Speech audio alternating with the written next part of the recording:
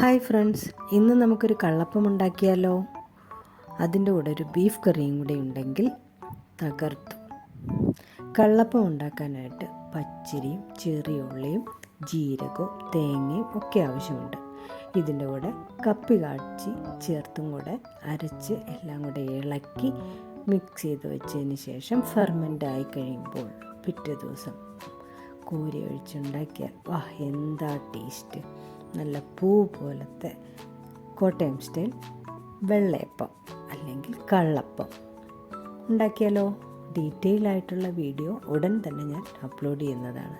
എല്ലാവരും ട്രൈ ചെയ്ത് നോക്കണം, ഉറപ്പായിട്ടും ഇഷ്ടപ്പെടും. നല്ല പെർഫെക്റ്റ് ആയിട്ടുള്ള കള്ളപ്പം ഉണ്ടാക്കാം. Okay, thank you for watching.